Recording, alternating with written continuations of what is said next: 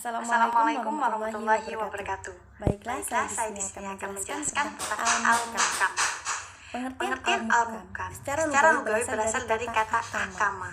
Kata hukum berarti memutuskan antara dua hal atau lebih.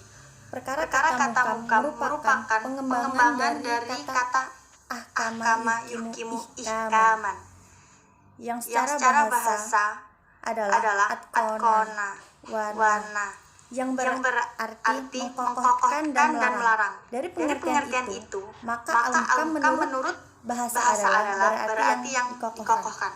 Dalam istilah, muhkam ialah suatu lafaz yang artinya dapat diketahui dengan jelas dan kuat, berdiri sendiri tanpa diwakilkan, karena susunannya tertib dan tepat, serta pengertian tidak sulit dan masuk akal. Jenis-jenis al-muhkam yaitu ada dua. Yang pertama, muhkam litazahi, yaitu muhkam semata-mata karena arti yang ditunjukkan itu tidak mungkin dapat dimasukkan. Misalnya adalah keharusan beribadah kepada Allah Subhanahu wa Ta'ala semata dan berbuat baik kepada kedua orang tua, sebagaimana yang diperintahkan oleh Allah dalam surat Al-Isra ayat 23 yang artinya, dan Tuhanmu telah memerintahkan supaya kamu jangan menyembah selain Dia, dan hendaklah kamu berbuat baik kepada ibu bapakmu dengan baik-baiknya. Yang kedua, muhkam liharihi adalah ayat-ayat yang belum dinaskahkan pada zaman Rasulullah, sebagaimana dikemukakan oleh Badawi dalam Kasyafal Asyar yang dikutip oleh Al-Aqas, yang tidak dinaskahi sehingga terputusnya wahyu Nabi telah wafat, maka ia dinamakan muhkamil gahairihi. Jenis ini mencakup al-adzhir, al-nas, al-fashar, al-muhkam karena masing-masing belum terkena naskah hingga muhkam yang disebabkan oleh terputusnya kemungkinan adanya naskah.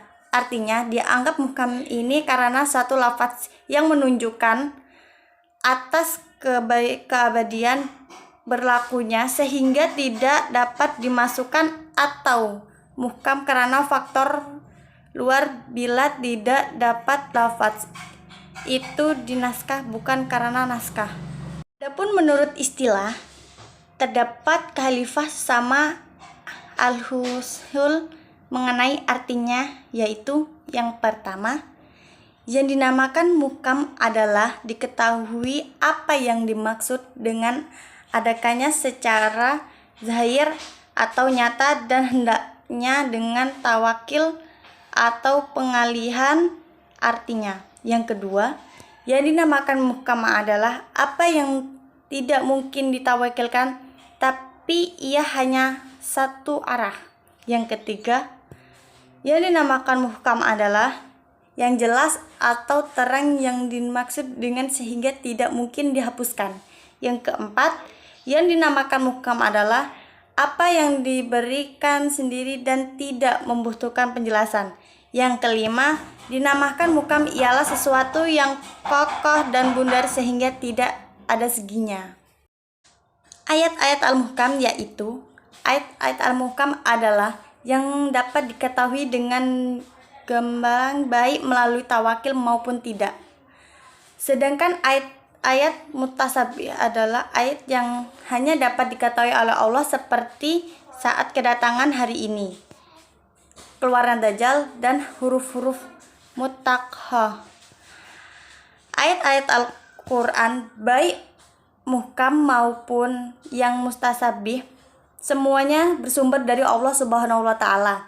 Jika yang muhkam maknanya jelas dan mudah dipahami, sementara yang mutasabih makna samar-samar dan tidak semua orang dapat menangkapnya, menganggap tidak sekalian saja diturunkan muhkam sehingga semua orang dengan mudah memahaminya.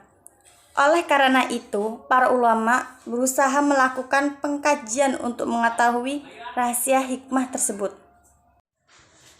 Secara terminologi, banyak pendapat para ulama yang memberikan pengertian tentang ayat Al-Muhkam yang dikatakan oleh Az-Zaknik dan sebagai berikut. Yang pertama, Al-Muhkam, ayat-ayat yang jelas, maksudnya ialah nyata yang tidak mengandung hikmah naskah. Yang kedua, muhkam ialah ayat-ayat yang diketahui oleh maksudnya baik secara nyata maupun melalui tawakil. Yang ketiga, muhkam ialah ayat-ayat yang tidak mengandung kecuali satu kemungkinan makna tawakil. Muhkam ialah yang terdiri dari dan tidak mengeluarkan keterangan. Yang kelima, muhkam ialah ayat yang seksama susunan dan urutannya yang membawa kepada kebangkitan makna yang tepat tanpa pertentangan. Penjelasan selanjutnya akan dijelaskan oleh Saudara Kulin. Baiklah, saya akan melanjutkan materi Al-Muhkam. C. Sebab-sebab terjadinya tasyabah dalam Al-Quran. Sebagian ulama berpendapat bahwa ayat-ayat mutasyabih tidak dapat diketahui tawilnya oleh siapapun kecuali Allah Subhanahu wa Ta'ala. Mereka menyatakan agar orang-orang tidak mencari-cari tawilnya dan menyerahkan persoalan itu kepada Allah Subhanahu wa Ta'ala. Sedangkan orang yang mendalam ilmunya, mereka berkata, kami mengimaninya, semua datang dari Tuhan kami. Sebagian yang lain ada yang beranggapan bahwa orang-orang yang mendalam ilmunya dapat mengetahui tawilnya ayat-ayat mutasyabih. Untuk lebih jelasnya, hal ini dapat dipelajari sebagai berikut. 1. Kesamaran pada lafaz ayat. Adanya sebagian ayat-ayat mutasyabih di dalam Al-Quran disebabkan oleh kesamaran pada lafaz mufrad maupun murab yang tersusun dalam kalimat.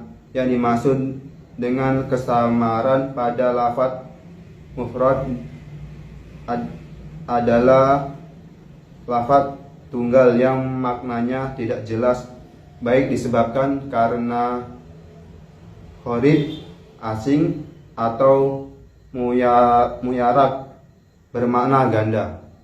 2. Kesamaran pada makna ayat, kesamaran atau ketersembunyian yang terjadi pada makna ayat. Umumnya adalah berupa ayat-ayat mutasyabih yang berhubungan dengan sifat-sifat Allah. Kesamaran pada lafaz dan makna ayat sekaligus kesulitan memahami ayat-ayat mutasyabih karena kesamaran ataupun ketersembunyian maksud, dan juga dapat terjadi lafaz dan makna secara sekaligus. Namun meski demikian, kesulitan tersebut akan dapat teratasi apabila seseorang memiliki sarana yang memadai untuk menyikap maknanya yang bersifat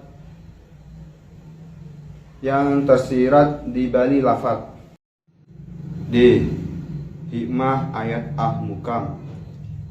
Al-Quran adalah rahmat seluruh alam, yang di dalamnya terdapat berbagai mukjizat dan berbagai macam misteri yang harus dibacakan oleh umat di dunia. Allah tidak akan memberikan sesuatu kepada kita tanpa ada penyebabnya. Di bawah ini adalah beberapa hikmah tentang adanya ayat-ayat muhkam dan mutasyabih. Di antaranya adalah: 1. Jika seluruh ayat Al-Quran terdiri dari ayat-ayat muhkamat, maka akan sirnalah kemenangan dan amal karena pengertiannya ayat yang jelas. 2. Menjadi rahmat bagi manusia, khususnya yang kemampuan bahasa Arabnya lemah. sebab arti dan maknanya sudah cukup terang dan jelas. 3. Memudahkan manusia mengetahui arti, maksud, dan menghayatinya. 4. Mendorong umat untuk giat memahami, menghayati, dan mengamalkan isi Al-Quran karena ayatnya mudah dipahami. 5. Menghilangkan kesulitan dan kebingungan umat dalam mempelajari isinya. 6. Mempercepat usaha tahfizul Al-Quran. 7. Menjadi rahmat bagi manusia, khususnya orang kemampuan bahasa Arabnya yang lemah, dengan adanya ayat-ayat muhkam yang sudah jelas arti, maksud, sangat besar arti dan faedahnya bagi mereka. Sekian, wassalamualaikum warahmatullahi wabarakatuh.